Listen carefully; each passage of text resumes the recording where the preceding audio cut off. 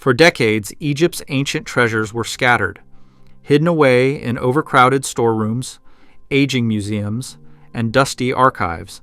Many of them had never been seen by the public. But now, in the shadow of the Great Pyramids of Giza, the world's largest archaeological museum has finally opened its doors.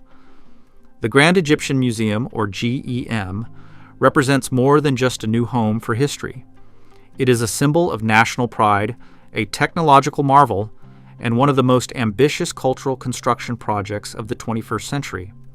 Located just 2 kilometers from the pyramids, the museum forms a bridge between Egypt's past and its future. With a total site area of 500,000 square meters, the complex is roughly the size of 70 football fields, a space large enough to hold the greatest archaeological collection ever assembled under one roof. Over 100,000 artifacts will be displayed here, including the entire collection of Tutankhamun's treasures, shown together for the first time since the boy king's tomb was discovered in 1922.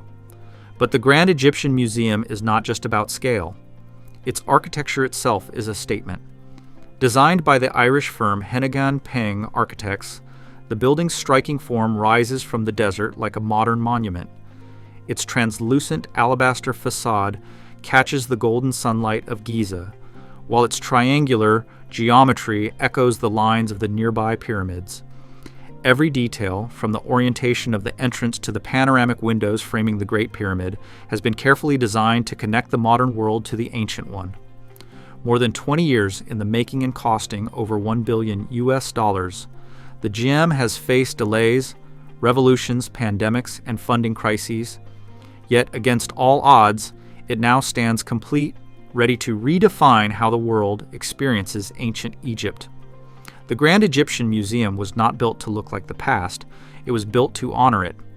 From the very beginning, the architects faced a daunting challenge: how to design a building that could stand next to the Pyramids of Giza without being overshadowed by them. The solution was subtle geometry. The museum's main facade, made of translucent Egyptian alabaster, is angled exactly along the same axis as the Great Pyramid. As the sun moves across the desert sky, the facade seems to glow as if it were carved from the desert itself. Inside, visitors enter through a vast atrium dominated by a colossal statue of Pharaoh Ramses II, weighing over 80 tons. The statue, moved here from Cairo in a massive engineering operation, now greets guests as the symbolic guardian of the museum. Above it, sunlight pours through high triangular skylights, creating a play of light and shadow reminiscent of the temples of ancient Egypt. But beneath this beauty lies a feat of modern engineering. The building was designed to endure extreme desert temperatures that can reach 45 degrees Celsius. Its walls are built with multi-layered thermal insulation, and its roof structure uses advanced climate control systems to protect fragile artifacts from heat and humidity. Even the landscaping, over 100,000 square meters of gardens and shaded plazas, is designed to cool the air naturally using desert-resistant plants and water features inspired by the Nile. Construction began in 2005, but progress was anything but easy. Political upheavals, funding shortages, and the global pandemic all slowed the timeline. Yet more than 5,000 engineers, archaeologists, and craftsmen kept the vision alive. Piece by piece, they assembled what would become the most advanced archaeological complex on Earth, complete with state-of-the-art conservation laboratories, an education center, and even a children's museum designed to bring ancient history to life for younger generations. The result is a building that doesn't just preserve history, it tells a story of perseverance, ambition, and a country determined to reclaim its cultural legacy on a global stage. Walking through the Grand Egyptian Museum is like stepping into a time capsule, only one designed for the 21st century. Across more than 80,000 square meters of exhibition space, visitors journey through over 5,000 years of Egyptian history, from the first pharaohs of the Old Kingdom to the final days of Cleopatra. But the heart of the museum, and its greatest draw, is the complete collection of Tutankhamun's burial treasures.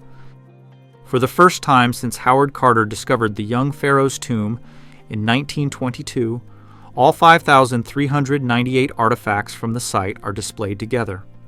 Every golden amulet, chariot, and jeweled dagger has been meticulously restored by the museum's conservation team, one of the largest groups of archaeologists and restorers in the world.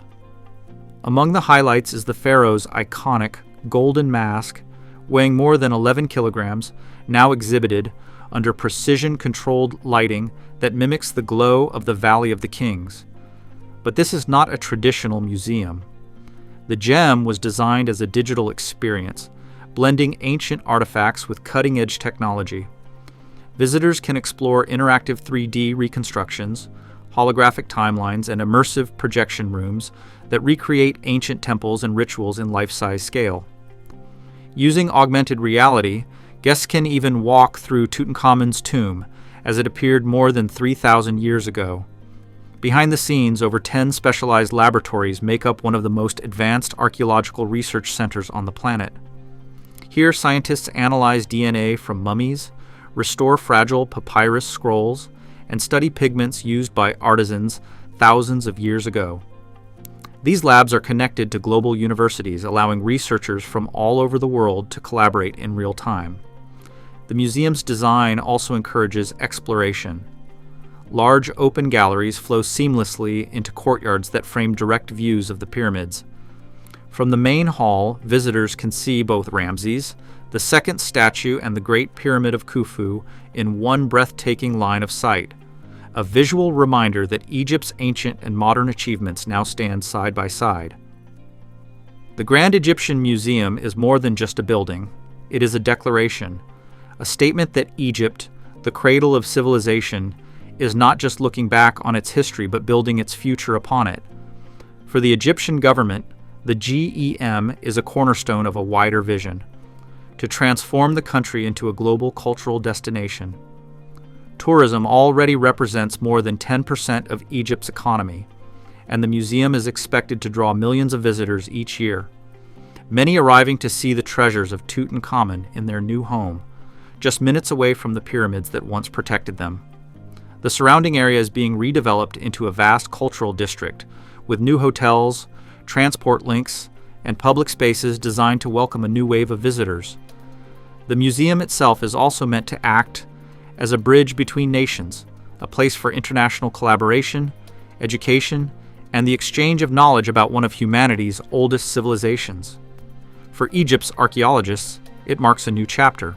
Decades of discoveries once scattered in storage are finally being displayed to the world.